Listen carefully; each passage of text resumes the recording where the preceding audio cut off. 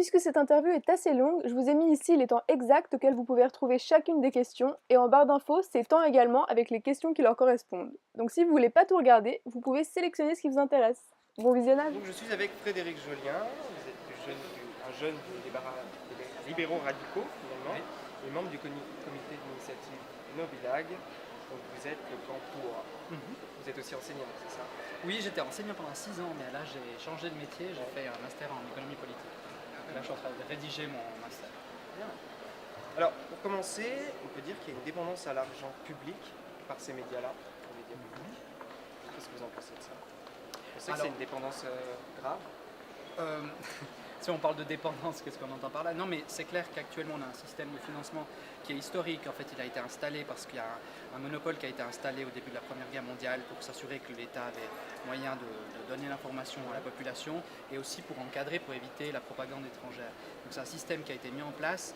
Le monopole a cassé dans les années 80 parce qu'il y avait les radios pirates qui étaient illégales, des films qui ont été faits là-dessus, et sous la pression de cette illégalité qui en fait était en train d'exploiter des choses que la radio ou la télé publique ne faisait pas, et ben, ils ont accepté, les États, donc il y a eu Mitterrand en France qui a accepté l'ouverture, et la Suisse a suivi juste une année après.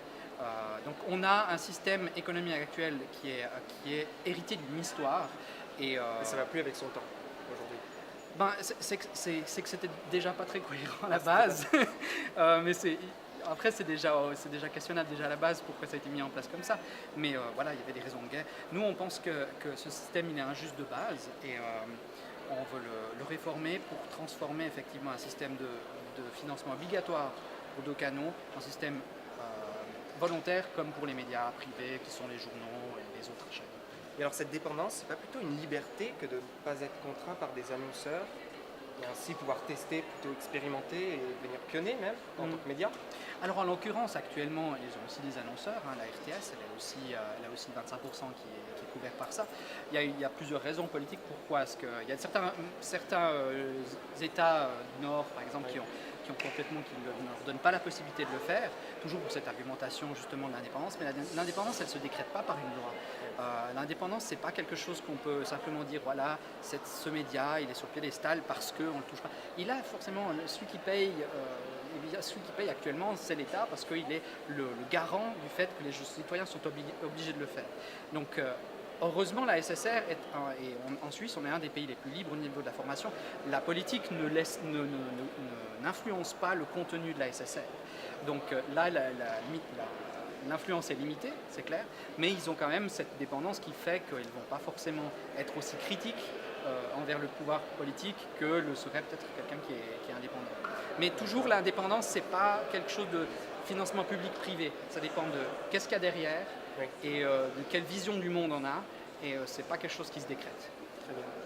Alors vous qui êtes professeur, ça allait aussi enseignant,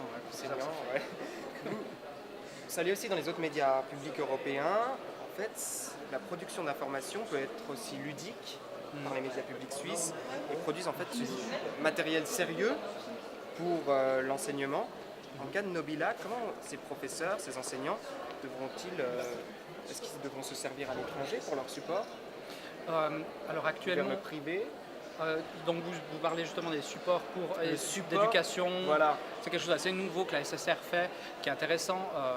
Il y a une volonté, il y a une volonté de la SSR aussi de faire des pas vers l'éducation. Il y en a aussi d'autres chaînes qui le font. Le Nouvelliste ou Rhône FM font souvent, par exemple, des partenariats avec des écoles qui viennent pour voir comment c'est une rédaction.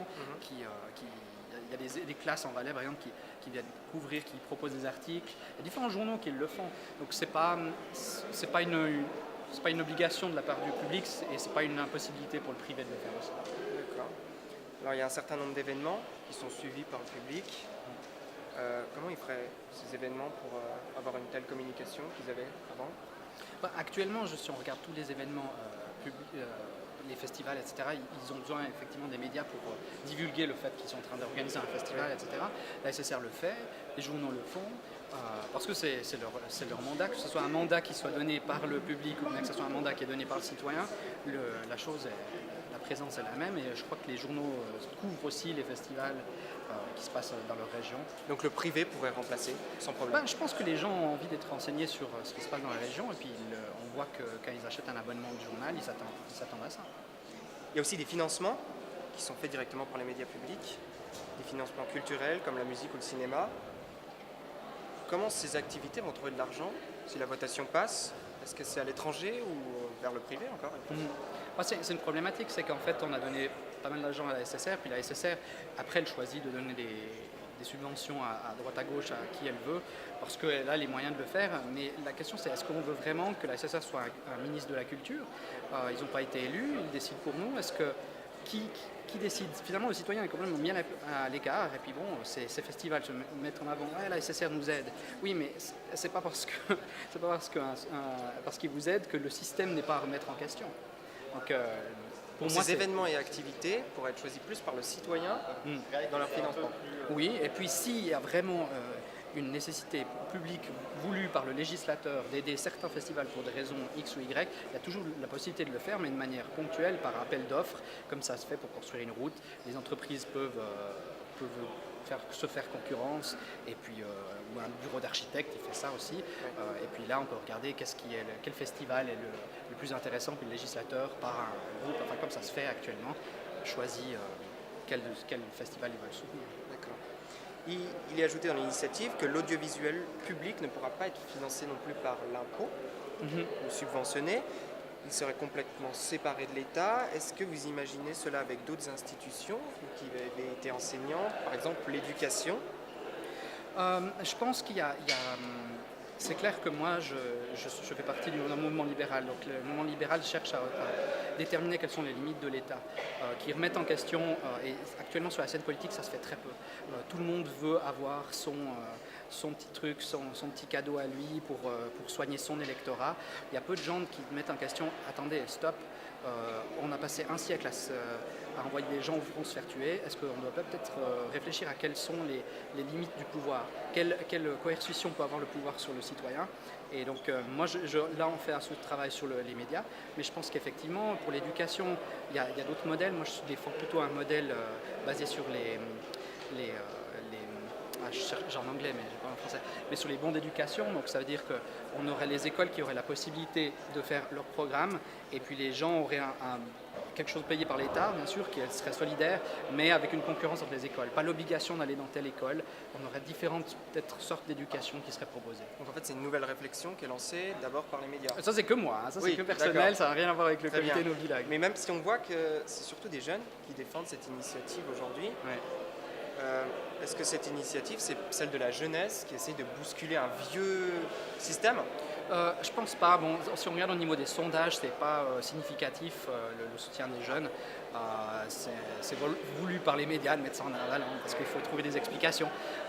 Mais je pense pas parce que si on regarde globalement même des personnes âgées, c'est pas des grosses différences. Donc moi, non, je dirais plutôt que là, c'est des jeunes qui sont intéressés de manière violente par justement la question publique et qui ont cette passion, un peu cette folie finalement, de remettre en cause le système. Et puis nous surtout, tous ces jeunes, c'est surtout justement, on a été rejoints par des personnalités politiques par après. Je suis par opportunisme souvent, mais ça c'est des deux côtés pareils, certains nous ont quittés. Nous on est un peu tête brûlée parce qu'on n'a pas forcément envie d'être élus, on n'a pas de mandat, on n'a pas de dépendance aux médias, donc on met en avant des idées et puis on pense que c'est le citoyen qui doit réfléchir à ces questions. Alors simplement, est-ce qu'il y a des voix qui vont plus être entendues si jamais il n'y a plus ce service public? Là on voit qu'il y a 4 stations linguistiques publiques, dont une Romanche.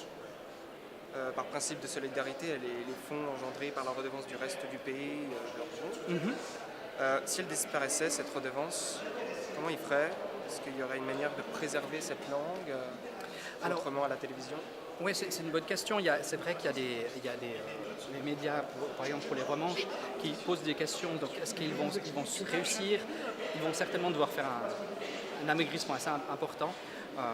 Il y a déjà les journaux qui sont en romanche, qui vivent quand même avec ce moyen-là. Il y aurait possibilité pour la Confédération de faire une aide pour la culture.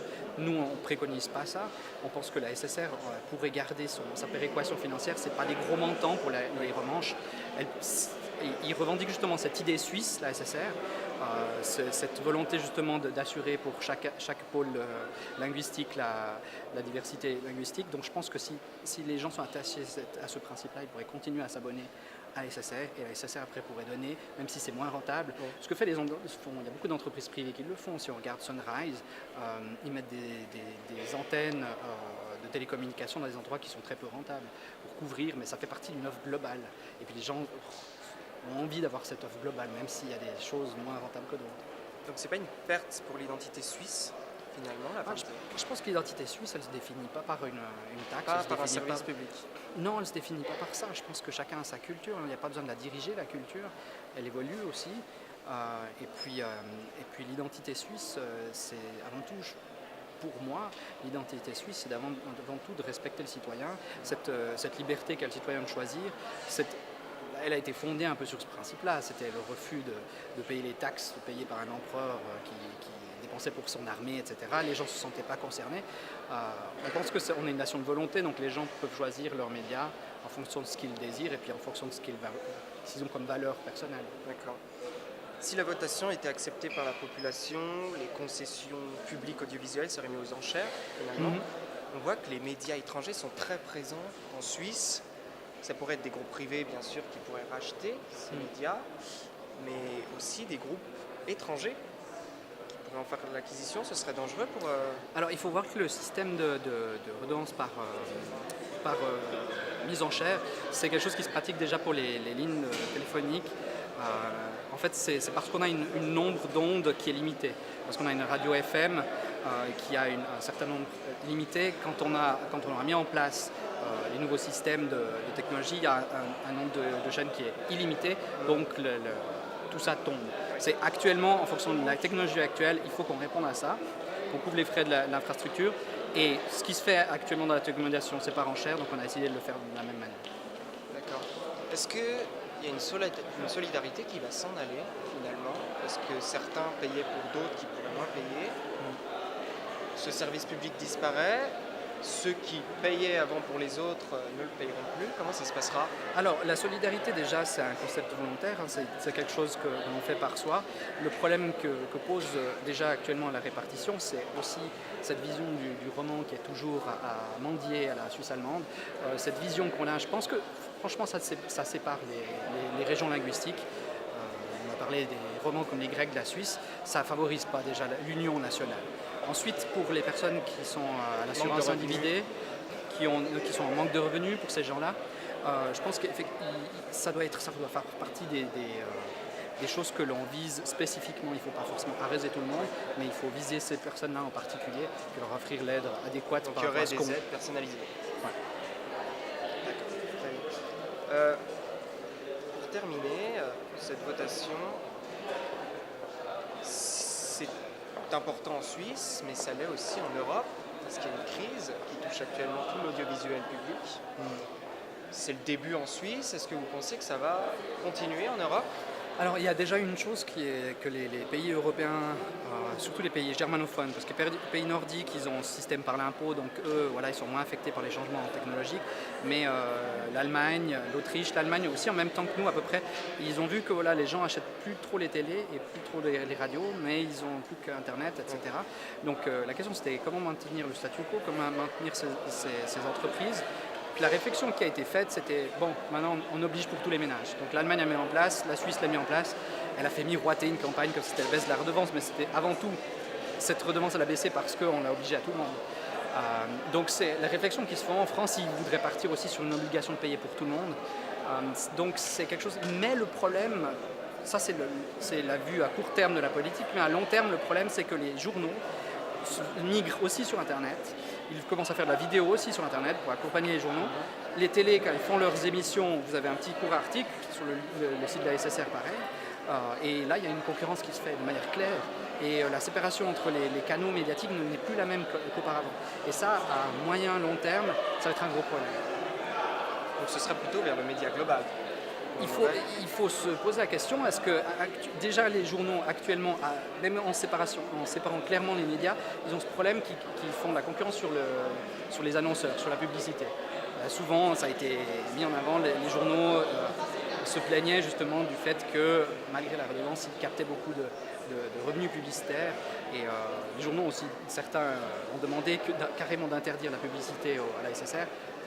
En France, par exemple, Sarkozy, qui est très ami avec la direction de TF1, qui est un média privé, avait mis en place le fait que France 2, France 3 ne devait plus faire de publicité, comme ça TF1 a grimpé ses revenus publicitaires, ça a été rétabli par après.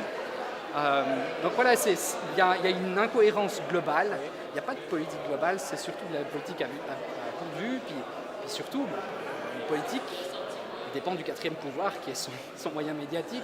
Donc il est vraiment temps de séparer de l'État. Pour moi, il doit y avoir une séparation claire. Il y a une énorme peur de la liberté parce que ça pose des grosses incertitudes.